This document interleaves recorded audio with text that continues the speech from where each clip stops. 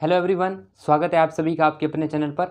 तो दोस्तों, Rajasthan BSTC exam के लिए आपके लिए एक ऐसा पेपर लेकर आए हैं जो कि आपके लिए बहुत ही इंपॉर्टेंट है। आपके एग्जामिनेशन पॉइंट ऑफ व्यू से very very important question paper है। तो दोस्तों, आज हम आपके लिए लेकर आए हैं, विद्यार्थी कह रहे थे कि यहाँ पर जो है शिक्षण अभिक्षमता यानी कि टीचिंग एप्टीट्यूड का जो पेपर लेकर आइए। तो आपके सामने जो है टीचिंग एप्टीट्यूड का जो पेपर आपके सामने स्क्रीन पर देख रहा है। अब दोस्तों, 50 क्वेश्चन में से आपको बताना है कि आपके जो है कितने क्वेश्चन जो है सही हो रहे हैं, आपका स्कोर क्या बन रहा है, ठीक है। और आपके दोस्तों किस प्रकार से यहाँ पर देखिए, इसमें तो क्या है कि ऑब्जेक्टिव क्वेश्चन है, तो यहाँ पर देखिएगा यानी कि 4 ऑप्शन में से 3 ऑप्शन के जो कुछ ना कुछ आपको आंसर मिलता है, ठीक है। जैसे कि अगर आपने ये मान ली, इसमें टीचिंग एप्टीट्यूड में क्या है कि आपको नंबर ज़्यादा आते हैं, ठीक है, यानी कि पूरे में से पूरे नंबर भी आ सकते हैं। और अगर आप ऑप्शन को एकदम एक्यूरेट आंसर बताए तो आपको जो है 3 नंबर मिलते हैं। अगर उससे थोड़ा सा कम आपका आंसर होता है तो आपको 2 नंबर मिलते हैं। एंड उससे भी कम आपका जो है आंसर होता है तो आपको 1 नंबर मिलता है, ठीक है।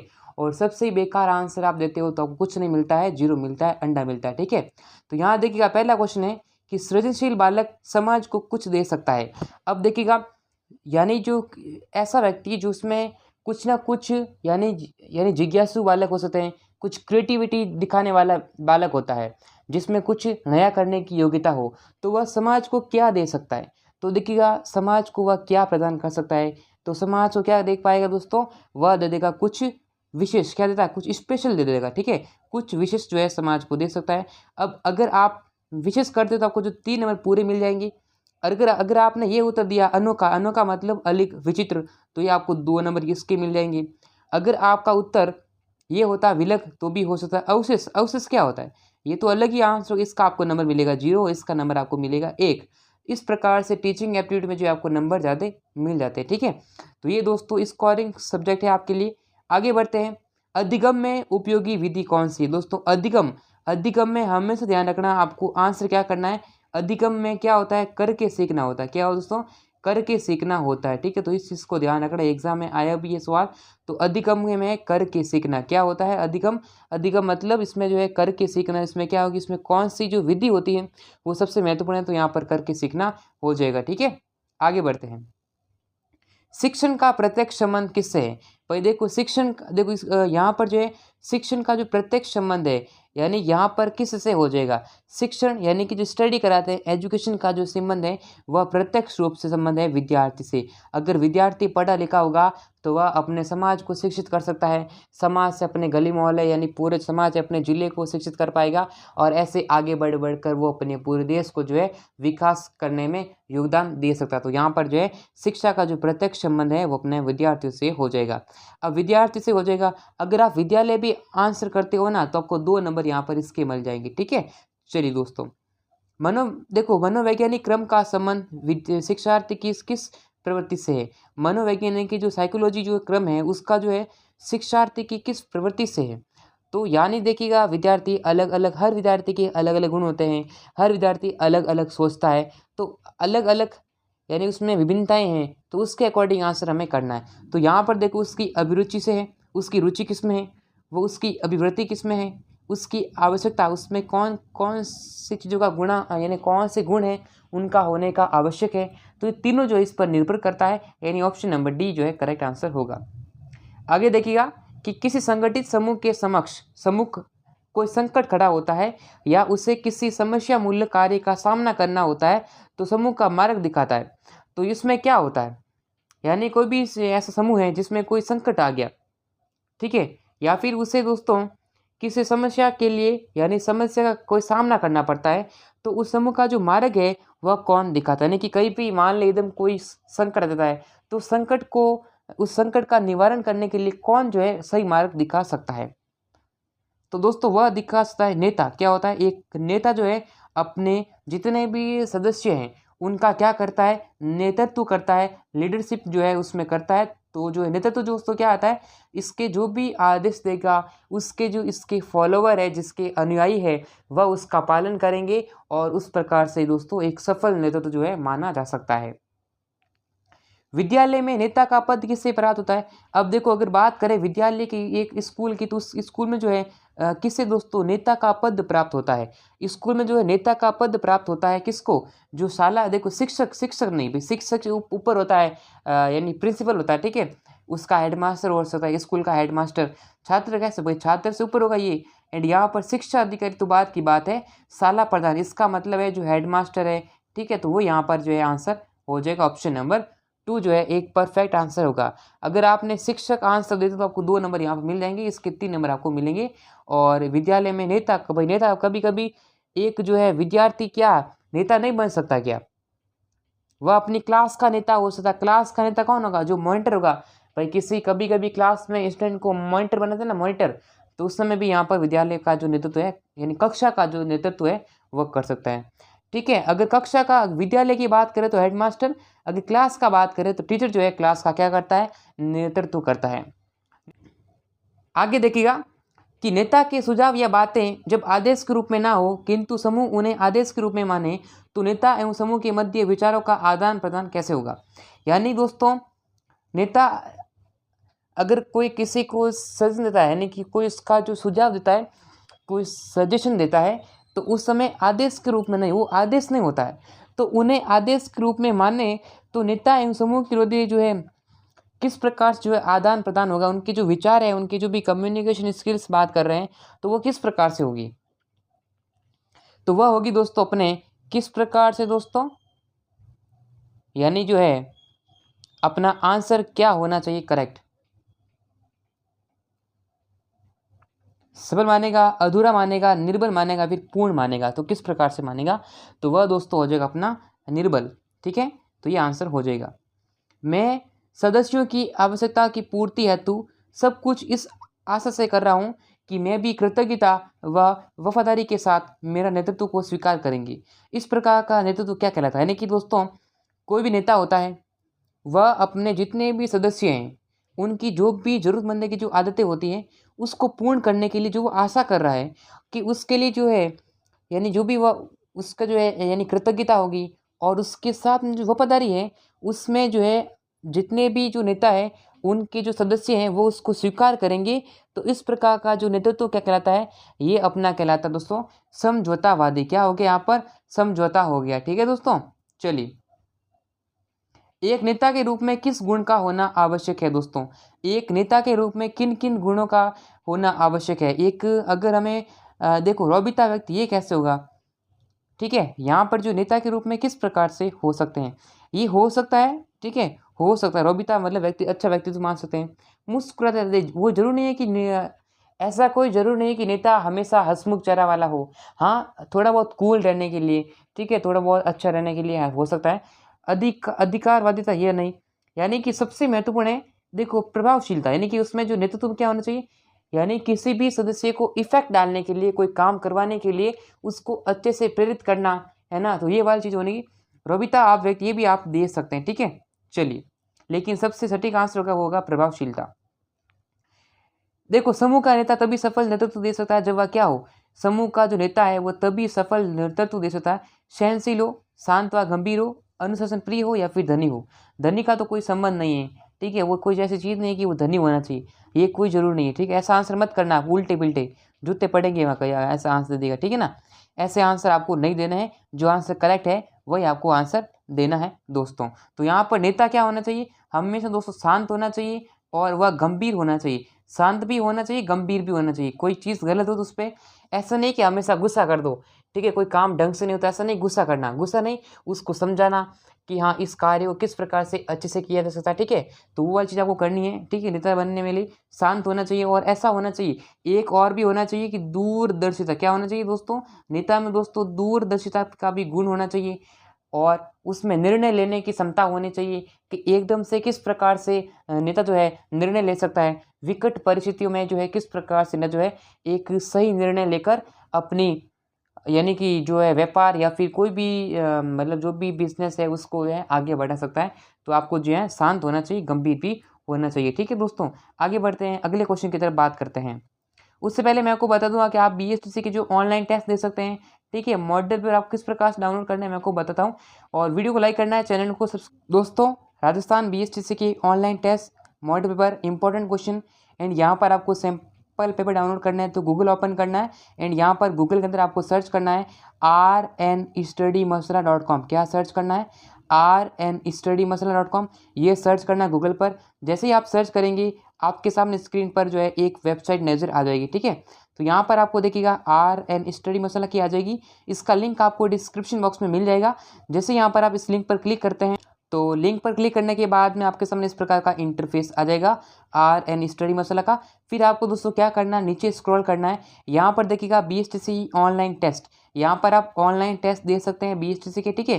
जैसे कि GK का, टीचिंग एप्टीट्यूड का, इंग्लिश का, यहाँ पर भी आप देख सकते हैं, ठीक है। यहाँ पर आप जो है इसकी मॉडल पेपर डाउनलोड कर पाएंगे, ठीक है। एंड यहाँ पर आप इसके इंपॉर्टेंट क्वेश्चन भी पढ़ सकते हैं। तो दोस्तों बस आपको विजिट करना है RN स्टडी मसाला पर गूगल पर या क्रोम ब्राउजर पर, जिसका link direct link description box में मिल जाएगा। नेक्स्ट अगला क्वेश्चन देखिएगा, यदि किसी नेता में उत्साह की कमी होती है, सॉरी ये क्वेश्चन छूट गया ना, चलिए, एक नेता के रूप में छात्रों पर प्रभाव जमाने के लिए आवश्यक है कि, यानी कि छात्रों पर इफेक्ट डालने के लिए क्या चीज़, किस चीज़ की जो है आवश्यकता होगी दोस्तों। तो हमेशा दोस्तों देखिएगा उस अपने विषय का ज्ञाता, हाँ ये तो ज़रूरी है भाई। अगर आपको मालूम नहीं है किस प्रकार से पढ़ाना है तो आप उससे अच्छा इफेक्ट नहीं डाल सकते हैं, ठीक है। उसकी रुचि में विविधता हो, वह केवल एक विषय का प्राकंड पंडित हो, जरूर नहीं है। वह खेल कूद में भाग लेना, ये कैसे ज़रूरी है, ठीक है।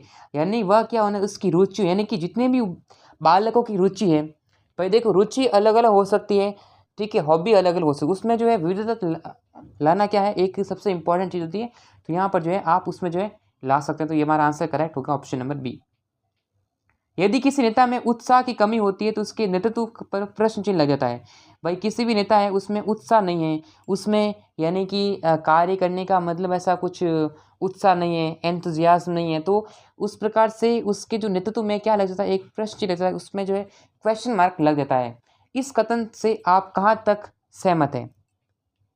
तो यहाँ पर देखिए असहमत है, या फिर आंशिक सहमत है, मतलब थोड़े बहुत सहमत है, या फिर पूर्ण, ये देखो पूर्णतः सहमत है। क्योंकि भाई नेता में क्या होना चाहिए, उत्साह होना चाहिए। नेता में विद्यार्थियों को स्वयं भी उत्साहित हो और विद्यार्थियों को भी तो क्या करना चाहिए, यानी कि उसे एनकरेज करना चाहिए, किसी कार्य करने के लिए उसको प्रोत्साहन देना चाहिए। तो ये हमारा जो है पूर्णतः हम क्या है, इस सेंटेंस इस वाक्य से सहमत है। आगे देखिएगा कि एक शिक्षक में नेता के रूप में अति आशावादिता नहीं होनी चाहिए। भाई इस टीचर में कभी भी आशावादिता नहीं होनी चाहिए, ठीक है। चलिए दोस्तों आगे बढ़ते हैं। सफल नेता के लिए साथियों का सहयोग व व्यापार प्राप्त करने के लिए क्या आवश्यक है, ठीक है। यानी कि सफल नेतृत्व करना है तो उसमें साथियों का सहयोग होना चाहिए, जितने भी आपके सदस्य उनका साथ होना चाहिए। और आपको उनका प्यार प्राप्त करने के लिए क्या करना होगा, आपको अपना उनका जो है विश्वास जीतने के लिए आपको किस चीज़ की आवश्यकता होगी। तो देखिएगा उसके साथ दुर्व्यवहार करें नहीं, ऐसा नहीं कि उसको रोज डांटना जरूर नहीं है, उसको प्यार समझे, उसे रुपये उधार दे नहीं। भाई रुपये उधार देने जरूर थोड़ी है, कोई सेठ है अपने जो कार्यकार जो मजदूर है उनको क्या उनके साथ दुर्व्यवहार करेंगे, क्या उनको रुपये उधार देंगे, नहीं। उनके साथ रुचिकर विचार विमर्श करना चाहिए। उनके घर जाया करें जरूर नहीं है, आप कैसे घर जाओ उनके साथ क्या करना चाहिए, उनकी जितनी भी रुचि है उनके अनुसार क्या करना चाहिए, विचार विमर्श करेंगे तो आपको उनका प्यार प्राप्त होगा और वह आपका समर्थन करेंगे, आपकी सहायता करने के लिए आगे आएंगे। तो आप ऑप्शन नंबर 3 आंसर करेक्ट है। एक सृजनशील बालक सुझाव स्वीकार करने में संकोच करता है। क्या कोई सृजनशील बालक है, किसी भी सुझाव है कोई, यानी कि दोस्तों कोई सजेशन है तो उसको एक्सेप्ट करेगा, यानी कि किसी भी सजेशन को एक्सेप्ट करने के लिए संकोच करेगा। कि कैसे संकोच कैसे करेगा, वो तो उसको कभी भी संकोच नहीं करेगा, वह तुरंत उसको स्वीकार कर लेगा, क्योंकि उसको नई नई चीज़ों में विकास करना है, ठीक है। आगे देखिएगा कि सृजनशीलता में किसी नवीन मौलिक विचार का साहचर्य का अनोखा होता है। क्या होता है, इसमें होता है प्रतिबोध होता है। क्या होता है, प्रतिबोध होता है। आगे देखिएगा क्वेश्चन नंबर 117 कि क्वेश्चन नंबर 117 है कि सृजनशील बालक यानी बच्चे कैसी पोशाक पहनना पसंद करेंगे। हमेशा दूसरों से अलग जो है पोशाक पहनना पसंद करेंगे, नई नई जरूर नहीं है, मनपसंद जरूर नहीं है, गणवेश में भी आ सकते हैं, स्कूल की यूनिफॉर्म में भी आ सकते हैं। तो ये वाला आंसर करेक्ट होगा। आगे देखिएगा कि किसी चित्र की व्याख्या यानी जो सृजनशील बालक है वो किस प्रकार से करेगा। किसी चित्र की व्याख्या सृजनशील वाक्य जो है हमेशा क्या करेगा, एक्सप्लेन करेगा, वो अपने विस्तार पूर्वक जो है व्याख्या करेगा। अगला प्रश्न देखिएगा कि सृजनशील अपने कार्य को करता है, कैसे करता है, अपने कार्य का प्रदर्शन करता है, ठीक है। ऑप्शन नंबर 1 बालक द्वारा स्वयं पहल किए गए अधिगम को अध्यापक द्वारा क्या करना चाहिए। भाई देखो कोई बालक है, बालक अपने मन से कोई क्रिएटिविटी करता है, तो जो टीचर है उस टीचर को क्या करना चाहिए, यानी जो शिक्षक है उसको क्या करना चाहिए, उसका मूल्यांकन, उसको प्रोत्साहित करना चाहिए। ऐसा नहीं कि उसको हतोत्साहित नहीं, कभी भी हमें हतोत्साहित नहीं करना। कोई चीज़ मान लो उसने नई विकास करी है, कोई चीज़ नई अपने हाथ से बनाई है, कोई भी ड्राइंग बनी है, कोई पेंटिंग बनी, कोई भी कला की है, तो उसको कभी भी हतोत्साहित नहीं करना चाहिए। उसको क्या, उसकी प्रशंसा करनी चाहिए कि हाँ बहुत बढ़िया काम किया है, जिससे विद्यार्थी क्या होता है आगे भी और अच्छे अच्छे काम करने के लिए प्रेरित हो सके। तो उसको प्रोत्साहन करना चाहिए, उससे मोटिवेट करना चाहिए। क्या करना चाहिए, उसको मोटिवेशन मिलना चाहिए। ठीक है दोस्तों, चलिए मूल्यांकन प्रक्रिया किस पर आधारित होती है। मूल्यांकन प्रक्रिया होती है, इवैल्यूएशन जो है यानी प्रोसेस होती है, वो किस पर आधारित होती है। ये हमेशा दोस्तों किस पर आधारित होती है, ये लक्ष्यों पर, विषय वस्तु पर, शिक्षण के उद्देश्यों पर आधारित होती है मूल्यांकन प्रक्रिया। मूल्यांकन का ध्येय क्या होता है, मूल्यांकन का उद्देश्य क्या है, मूल्यांकन का ध्येय क्या है। केवल शैक्षिक उपलब्धि, देखो हाँ ये तो जरूर नहीं है कि शैक्षिक उपलब्धि प्रदान करें। हमेशा क्या करना चाहिए, बालक का सर्वांगीण विकास करना चाहिए। जितने भी सर्वांगीण आयाम है उसकी उपलब्धि ज्ञात करना मूल्यांकन का मुख्य उद्देश्य होता है। कौन सा कथन शिक्षक के लिए मूल्यांकन करने में सर्वाधिक प्रासंगिक होगा, ठीक है, ये बताना आपको। तो क्या हो सकता है इसमें, शिक्षक कितना प्रभावी रहा है, शिक्षण उद्देश्यों की प्राप्ति, हाँ जितने भी उद्देश्य हैं उसकी प्राप्ति किस सीमा तक हुई है, ये वाला चीज जो है इंपॉर्टेंट रखता है। मापन का अस्तित्व मूल्यांकन के समक्ष कैसा है, तो देखो मापन का जो अस्तित्व है वह मूल्यांकन के समक्ष किस प्रकार से है, तो वह अपना होगा सहयोगी का। किसके होगा दोस्तों, उसके सहयोगी का।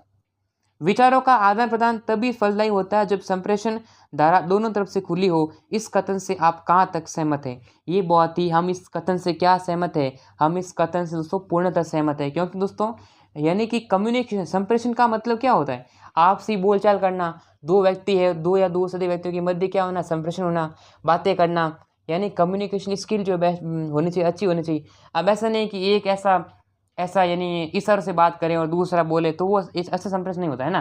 पर ये कोई सवाल पूछ रहा है और मुंह से ऐसे हौकारा भर रहा है कि हाँ या ना ऐसे कर रहा है, तो वो संप्रेषण अच्छा नहीं होगा। संप्रेषण अच्छा करने के लिए दोनों का दोस्तों क्या होना चाहिए, विचारों का आदान प्रदान होना चाहिए। ठीक है, दोनों आपसी बातें करते होने चाहिए। अब संप्रेषण कैसे भी हो सकता है, लिखित भी हो सकता है, ठीक है, लिख कर भी आप संप्रेषण कर सकते हैं। जैसे आजकल व्हाट्सएप पर चैटिंग करते हैं, तो ये भी एक संप्रेषण का ही माध्यम है। ठीक है, ये अभी डिजिटल इंडिया है।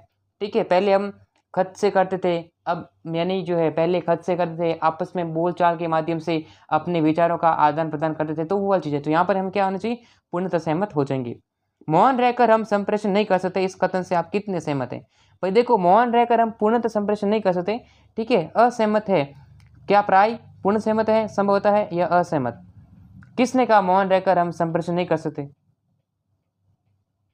इससे भाई देखो मौन रह पर जो, भाई देखो जो बोल नहीं सकता वो तो संप्रेषण कर ही सकते हैं ना, अपने इशारों से कर सकते हैं, है ना, इशारों से कर सकते हैं। तो ये आपको चीजें ध्यान रखनी है। ठीक है, आगे देखिएगा, विचारों के सफल आदान प्रदान के लिए ये आवश्यक है कि विचारों को व्यक्त करने की भाषा का स्तर सुनने वाले के अनुरूप हो। आप कहाँ तक सहमत है, तो यहाँ पर हम दोस्तों पूर्णतः सहमत हो जाएंगे। ठीक है, चलिए, विचार संचार को उपयोगी तथा प्रभावी बनने के लिए सबसे अधिक आवश्यकता किसकी होती है, तो यहाँ पर सबसे अधिक आवश्यकता होती है उसकी जो समुचित भाषा है, उसकी लैंग्वेज है, उसकी आवश्यकता होती है। विचार ग्रहण करने के लिए संप्रेषक की मानसिक उपस्थिति अनिवार्य होती है। विचार को ग्रहण करने के लिए जो संप्रेषण होते हैं उनकी मानसिक उपस्थिति, वह शारीरिक रूप से उपस्थित होना चाहिए। क्या ये अनिवार्य है, ये बात सत्य कह रहा है। ठीक है दोस्तों, यानी आप खुद उस पर उपस्थित होंगे। ऐसा नहीं कि ये घर बैठा है और एक मई मन में बात कर रहा है। अब मैं यहाँ बैठा हूँ और आप देखो मैं आपके सामने पढ़ा रहा हूँ और आप घर बैठे पढ़ रहे हो, तो ये भी हाँ संप्रेषण के भी हो सकता है। लेकिन बस मेरा संदेश आप तक पहुँचाया जा सकता है।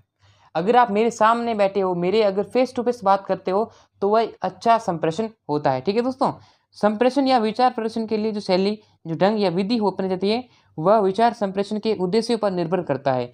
तो ये वाला कथन सत्य है या फिर गलत है, तो ये कथन दोस्तों क्या है, बिल्कुल सत्य है। कक्ष शिक्षण अध्यापक के विचार प्रस्तुतिकरण के कौशल पर आधारित होता है। ये क्या कथन है, यानी जो क्लासरूम है उसमें जो शिक्षण होता है वह अध्यापक के विचार प्रस्तुतिकरण के लिए कौशल पर आधारित होता है। तो ये दोस्तों बिल्कुल भी दोस्तों क्या है, एक सत्य कथन का है। चाय की दुकान पर बैठकर दोस्तों के साथ किए गए विचार संप्रेषण तथा कक्षा कक्ष में चल रही विचार संप्रेषण की नीतियों में कोई विशेष अंतर नहीं होता। इस बात से आप कितने सहमत हैं?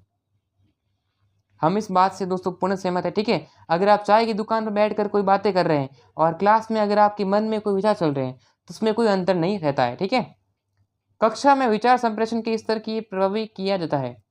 किस प्रकार से उसको जो है प्रभावित कर सकते हैं? तो उसको दोस्तों कर सकते हैं उपलब्ध साधन व समय के द्वारा हम इसे प्रभावित कर सकते हैं। अध्यापक को किस काम में आनंद आता है? अध्यापक भाई टीचर है, उसको किस काम में आनंद आएगा? उसको पढ़ाने में आएगा, छात्रों को देखो यानी कि ट्यूशन देने में नहीं। हाँ, हो सकता है एक दो आंसर आपका नंबर मिल सकता है, लेकिन हमें भी दोस्तों आप कभी भी एग्जाम में ऐसा उत्तर मत करना कि ट्यूशन दें। ट्यूशन का कम से कम उपयोग करना एग्जाम में। ठीक है, और छात्रों को मुफ्त सामान मंगाने में कैसे गलत? ये तो गलत आंसर होगा। छात्र भाई अध्यापक है, टीचर है, टीचर भाई अपना खुद का व्यवसाय क्या है? टीचर है तो वो पढ़ाएगा और क्या, दूसरा काम थोड़ी करेगा। मैं एक पुरुष हूँ, मुझे खुशी होगी यदि मैं, अगर आप कोई यानी मेल टीचर है तो आपको किस चीज़ में खुशी होगी? ठीक है, क्या बालिका विद्यालय में कार्य करने के लिए, ग्रामीण विद्यालय में कार्य करने के लिए, घर से दूर के विद्यालय में कार्य करूं या सरकारी विद्यालय में कार्य करूं? तो आपको ज़्यादातर दोस्तों क्या करना है, ग्रामीण विद्यालय में कार्य करवाने हैं। तो ये वाले सही आंसर हो जाएंगे। ठीक है, ऐसा नहीं कि आप एक यानी टीचर है और आप बालिका विद्यालय में कार्य करें। हाँ, कुछ भी है जो आप ध्यान रखना। शिक्षक को सोचना चाहिए कि कैसे सोचना चाहिए शिक्षक को हमेशा दोस्तों क्या सोचना चाहिए दोस्तों? हमेशा छात्रों में व्यक्तिगत भिन्नता होनी चाहिए। यानी कि दोस्तों ऐसा नहीं कि भाई सभी छात्र, भाई जरूरी थोड़ी है कि सभी जो है स्टूडेंट है वो धनवान हो, कोई गरीब हो सकता है, कोई मिडिल ऑर्डर के जो फैमिली है वो भी हो सकते हैं, यानी मिडिल क्लास वाले फैमिली हो सकते हैं। और यानी कि छात्र में दोस्तों क्या है, उनकी जो पर्सनैलिटी है, उसकी जो व्यक्तित्व, उसमें भिन्नता हो सकती है, अपनी सीमाएं होती है। सही है, और छात्र भी बालकों के समान होते हैं, ये आपको ध्यान रखना है। ठीक है, शिक्षा में सुधार किस प्रकार संभव है? शिक्षा में किस प्रकार जो है सुधार किया जा सकता है? तो यहाँ पर दोस्तों हमें जो है किस प्रकार करेंगे, योग्य शिक्षक यानी जितने भी स्कूल है उसमें अच्छे अच्छे टीचर जो है वह लाए जाएं। ठीक है दोस्तों, यानी कि शिक्षा पर अधिक धन देकर नहीं, ये जरूरी नहीं है। शिक्षा में प्रशासनिक सुधार, ये भी सही है। ठीक है, और जितने भी अच्छे टीचर हैं उनको यहाँ पर लाने चाहिए। समाज के पिछड़ेपन का मुख्य कारण क्या है? समाज के पिछड़ेपन का मुख्य कारण है कि शिक्षा पर कोई विद्यार्थी पढ़ाई नहीं कर सकता, बेरोजगारी हो सकता है। ठीक है, यानी कि आजकल क्या है, अंधविश्वास पढ़े, तो अंधविश्वास सबसे अधिक क्या है, एक पिछड़ेपन का कारण है। बेरोजगारी भी हो सकता है। ठीक है, क्या आप सोचते हैं कि अध्यापक के रूप में अपने गलत व्यवसाय का चयन किया? नहीं भाई, अगर आप PSTC कर रहे हैं तो टीचर बनने के लिए भी कर रहे हैं और थोड़ी कर रहे हैं। ठीक है, किसी बैंक में नौकरी लगने के लिए थोड़ी कर रहे हैं। तो यहाँ पर क्या आप सोचते हैं कि अध्यापक के रूप में अपने गलत व्यवसाय का चयन किया? आपको ऐसा नहीं, अपने मन की भावना मत करना। आप कहेंगे कि मैं तो बहुत मुझे पढ़ाने में मज़ा नहीं आता, कौन रोज वो स्टूडेंट का माथा खाए, ऐसी बात नहीं है। ऐसे गलत आंसर करोगे तो खुद के नंबर कटेंगे, समझ रहे हो? तो ऐसा विचार सदैव ऐसा मत करना, क्या नहीं सकते कभी नहीं, ऐसा विचार कभी भी नहीं आना चाहिए। आप एक टीचर हैं तो हमेशा अच्छी तरह ढंग से आपको उत्तर देना है। अध्यापन एक अच्छा व्यवसाय है, क्यों? अध्यापन एक अच्छा व्यवसाय क्यों है? क्योंकि दोस्तों वेतन से मिलता है। लो, अपने खुद की मन की बात नहीं करनी। पढ़ाने में आनंद, ये हमेशा क्या है, पढ़ाने में आनंद आता है, घर से अधिक दूर जाना नहीं पड़ता। ये कैसे, ये जरूर थोड़ी है। अगर आप भाई एक बार टीचर लगोगे तो आपको 2-3 साल जो है बाहर नौकरी करनी पड़ेगी, तो घर से दूर जाना ही पड़ेगा। छात्रों से मुफ्त सेवा का अवसर मिलता है, ये भी बढ़िया है। तो आपको जो है पढ़ाने में जो आनंद आना चाहिए। रविवार को विद्यालय में छात्र गोष्ठी है, उसमें आपको भाग लेना है, तो आप जाएंगे? आपको हमेशा दोस्तों क्या करना है, भाग लेना है। ठीक है, अवश्य। ऐसा नहीं कि कौन जाए, कौन माता खाए संगोष्ठी के लिए, इससे घर बैठेंगे आराम से। आपको जो है हमेशा जो है अवश्य जाना है। ऐसा नहीं कि घर बैठ रहेंगे, घर नहीं बैठ रहना। हमेशा आपको जो है ऐसी जो है जितने भी सम्मेलन है, जितने भी गोष्ठियाँ हैं, जितने भी महत्वपूर्ण दिवस, उसमें आपको हमेशा क्या करना, भाग लेना है। ठीक है, आपकी राय में विद्यालय का जो प्रमुख कार्य क्या है? किस प्रकार से आपको जो विद्यालय में जो प्रमुख कार्य क्या होना चाहिए, स्कूल का जो क्या होना चाहिए कार्य? हाँ, ये हो सकता है, यानी कि सबसे इम्पोर्टेंट भी है कि छात्रों क्या करना, उनको शिक्षा करना, उनको शिक्षा प्रदान करना, तो ये वाला भी हो सकता है। छात्रों की नौकरी के लिए तैयार करना। देखो, शिक्षा ऐसी नहीं होनी चाहिए जिससे कि आपको नौकरी मिले। शिक्षा ऐसी होनी चाहिए जिससे कि आप अपने समाज का विकास कर पाएँ। ठीक है, अपने व्यवहार को आगे लगा सकें, अच्छा व्यवहार में आप अनुशासन बन सकें, तो आप जो है कुछ भी आंसर दे देंगे। तो यहाँ पर जो ये वाला करेक्ट आंसर होना चाहिए कि छात्र व्यवहारों को परिमार्जित करना, उनमें अच्छा व्यवहार स्थापित करना। समाज में शिक्षकों का स्थान ऊंचा होना चाहिए। क्यों होना चाहिए स्थान ऊंचा? क्योंकि दोस्तों यानी कि समय समय उन्हें अच्छा वेतन मिलता है, वे पढ़े लिखे होते हैं, समाज के सदस्य होते हैं, यानी कि वो भावी नागरिक बनाते। क्या करते हैं भाई, टीचर है, एक स्टूडेंट को पढ़ाते हैं, तो जो है स्टूडेंट है, जो छात्र है, वो अच्छा पढ़ेगा, अच्छा पढ़े लिखेगा तो अपने समाज का नाम रोशन करेगा और समाज को जो है एक भावी नागरिक के रूप में तैयार करेगा। विद्यालय ही बालक की शिक्षा का एकमात्र साधन है। क्या आप इस कथन से सहमत हैं? विद्यालय ही बालक की शिक्षा का एकमात्र साधन है।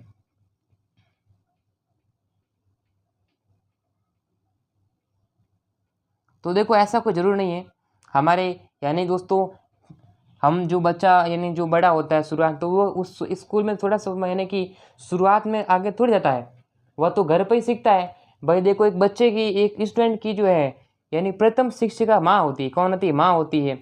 वही व्यक्ति को यानी स्टूडेंट को अच्छे से शिक्षित कर सकती है। अब विद्यालय देखो पुराने जमाने में जो है सभी गुरु के आश्रम में पढ़ते थे, वो उससे सहमत थोड़ी हो सकते, समझ रहे हो? तो ये हमारा आंसर हो जाएगा। बाल्य हालांकि है भाई देखो विद्यालय बच्चा अच्छा है बच्चों के लिए पढ़ने का और जो है भावी नागरिक बनने का, तो भी सही आंसर है दोस्तों। ठीक है, बालक के व्यक्तित्व के विकास में किसका योगदान होता है? बालक के व्यक्तित्व में हमेशा खुद का यानी कि टीचर का होगा। किसका दोस्तों? टीचर का, शिक्षक का। भाई शिक्षण अभिरुचि किस संबंधित है? हमेशा टीचर और स्टूडेंट के मध्य होना चाहिए। ठीक है, तो आपको परिवार का ऐसे नहीं देना है, हमेशा दोस्तों शिक्षक का आपको देना है। नेक्स्ट, कक्षा में विचार संप्रेषण को उद्देश्यनिष्ठ बनाने के लिए शिक्षक को चाहिए कि वह क्या करें? यानी कक्षा है, कक्षा में अच्छा जो है आपको संप्रेषण करना है, क्लास को उद्देश्य के लिए बनाना है, तो किस प्रकार से करना होगा? तो यहाँ पर आपको यानी कि पहले छात्रों को तत्पर करें, विषय वस्तु खूब पढ़ें, कक्षा को डांट कर, आपको कभी भी डांटना नहीं है, कभी भी विद्यार्थियों को डांटना नहीं है, उसे प्यार से समझाना है। हमेशा क्या करना है, छात्रों को भी सहभागी बनाएं। हमेशा आप उन्हें नए नए प्रश्न पूछें जिससे कि सब विद्यार्थी का ध्यान जो है वो आपकी तरफ लग जाए और जो माहौल है क्लास का वो बिल्कुल शांत है। ठीक है, गणित दोस्तों किस प्रकार है? गणित एक दोस्तों तर्क पर आधारित है। क्या गणित कठिन है? हमेशा ऐसा नहीं कठिन, ये ऐसे सवाल आपको ऐसा जवाब आपको देने नहीं है कि कठिन है ये सरल है, हमेशा ऐसा देना ही नहीं देना। भाई गणित किसके लिए कठिन है तो किसके लिए सरल है, ऐसा आपको जवाब कभी भी नहीं देना है। गणित क्या है? ये गणना संबंध भी है और तर्क पर यानी जो है ये जो है अपनी जो है गणना संबंधी जो है क्या हो जाएगा आंसर। ठीक है, और गणित दोस्तों एक यानी तर्क पर आधारित सब्जेक्ट भी हो जाएगा। ठीक है, देखो पूर्ण बाल्यकाल अवस्था क्या कहलाती है? तो पूर्ण बाल्यकाल अवस्था क्या कहलाती है दोस्तों? पूर्ण बाल्यकाल अवस्था अपना जो करेक्ट आंसर होगा, पूर्ण बाल्यकाल अवस्था क्या कहलाती है? तो पूर्ण बाल्यकाल अवस्था कहलाती है अपना यानी दोस्तों 2 से 6 वर्ष की जो अवस्था होती है वह पूर्ण बाल्यकाल अवस्था कहलाती है। ठीक है दोस्तों, चलिए सामाजिक संवेदना किस प्रकार की प्रक्रिया है? कैसी प्रक्रिया है सामाजिक संवेदनशीलता? यानी संवेदनशीलता भाई देखो यानी आसपास जो विचार है, विद्यार्थियों का आपस में प्रेम है, वो किस प्रकार से होना चाहिए? तो ये देखिएगा, ये अंतःक्रियात्मक होनी चाहिए। कैसे होनी चाहिए? अंतःक्रियात्मक होनी चाहिए। सामाजिक संवेदना संबंध प्रत्यक्षीकरण किस में होता है? ये होता है संगठित होता है। क्या होता है? संगठित हो रहा है दोस्तों। ठीक है, ऑप्शन नंबर 2 आंसर होगा। इस प्रकार से दोस्तों शिक्षण अभिरुचि के वेरी इंपॉर्टेंट क्वेश्चन पेपर मैंने सेंड किए हैं, ये बहुत ही इंपॉर्टेंट मॉडल पेपर आपके लिए। तो वीडियो को दोस्तों लाइक नहीं किया, लाइक कर दीजिएगा, जिसने शेयर नहीं किया वो शेयर करें, सब्सक्राइब करें, नोटिफिकेशन बेल को प्रेस करें। आज की क्लास में इतना ही, फिर मिलेंगे नेक्स्ट वीडियो में। तो जय हिंद, वंदे मातरम।